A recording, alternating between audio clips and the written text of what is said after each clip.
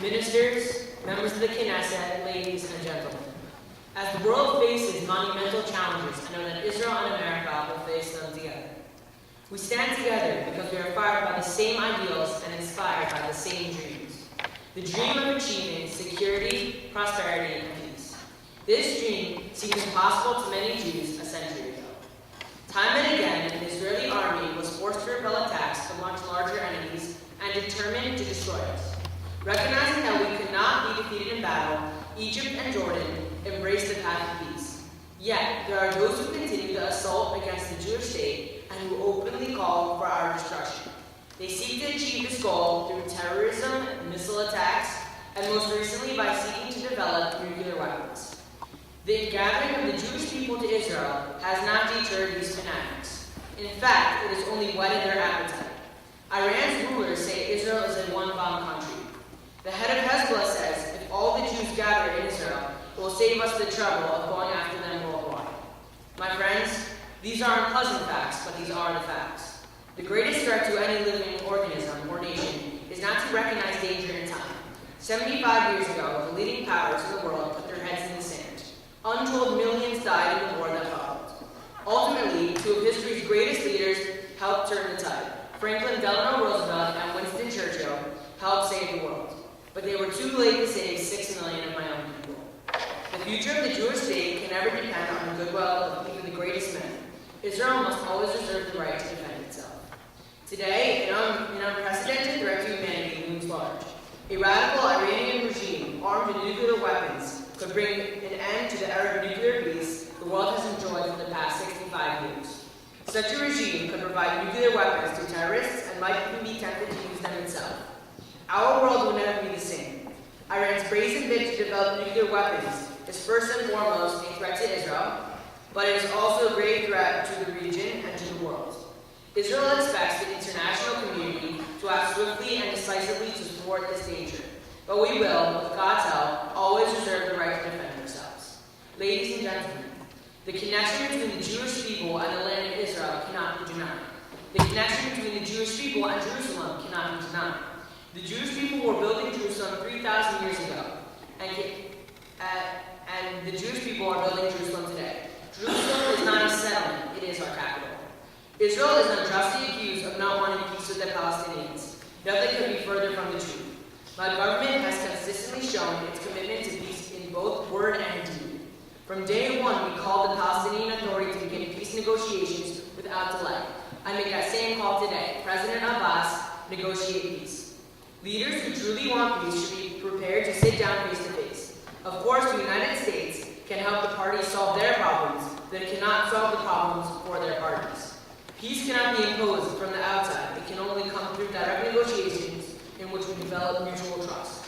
Ladies and gentlemen, if you want to understand Israel's security predicament, imagine the entire United States compressed into the size of New Jersey. Next, put on New Jersey's northern border an Iranian terror proxy called Hezbollah, which fires 6,000 rockets into this small state. Then, imagine that this terror proxy has amassed 60,000 more missiles to fire at you. Now imagine on New Jersey's southern border another Iranian terror proxy called Hamas. It too fires 6,000 rockets into your territory while smuggling even more lethal weapons into its territory. Do you think you would feel a little bit vulnerable? Do you think you would expect some understanding from the international community when you defend yourself? Ladies and gentlemen, the people of Israel want a future in which children no longer experience the horrors of war. We want a future in which Israel realizes its full potential as a global center of technology, anchored in its values, and living in peace and security with all of its neighbors. I envision an Israel that dedicates its creative and scientific energies to help solve some of the great problems of the day. President Harry Truman, the first world leader to recognize Israel, said, "I have faith in Israel, and I believe that it has a glorious future, not just as another sovereign nation, but as an embodiment of great ideals of our civilization." Wait, I'm from the press, and I would like to know how Israel is going to split her budget in between the offices. Well, the security is the biggest concern. So the budget for security will go up by 20%, but all the other offices' budget will go up by 10%.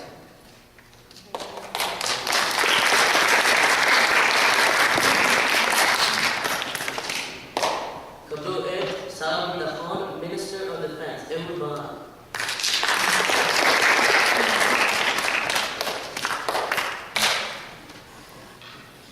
Prime Minister, ministers, ladies and gentlemen, I, as the Minister of Defense of the State of Israel, suggest that we keep our minds open and that the Israeli government should urge the Western nations to keep all options open in moving against Iran. In response to the present nuclear threat toward the world and Israel by Iran. I have recently, in February of 2010, reiterated this above position of mine during a visit to the Washington Institute for Near East Policy. During this visit, I reiterated to YNF that Israel did not need to coordinate with the United States in order to launch an attack on Iran, in order to repel this nuclear threat. I have also taken the position that Israel should repeatedly threaten to attack Iran, and in fact, over the past several years, Israel has repeatedly threatened to attack Iran. In addition to my position that Israel should maintain its making of long-standing threats to attack Iran in response to the present Iranian nuclear threat toward Israel and the world, I also advocate that in order to curb or halt the Iranian nuclear threat, that various countries should impose new sanctions against Iran in order to encourage the financial pressure to continue until it becomes effective. Within this position, I know certainly for sure that sanctions will not really be effective without having Russia and China back them, and that all players should never remove any options from the table. I also want to see positive results from these sanctions within months and not years. In March of 2010, I praised the Obama administration for addressing this issue and pushing for sanctions against Iran in order to encourage Iran to stop its nuclear program.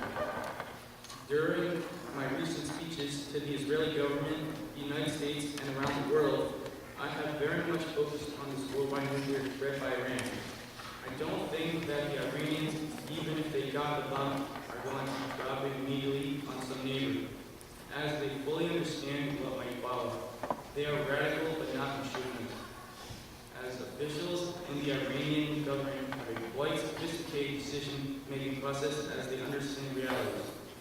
As I stated earlier, Iran is clearly heading toward nuclear missile capability, as they are trying to defeat and defy the whole world, and they are hoping to deter the whole world from responding to their nuclear ambitions. Iran has two examples to follow suit from, those being Pakistan, which they feel somewhat similar to, and the other being North Korea. And those two countries were successful with their nuclear ambitions despite the sanctions that were imposed upon them.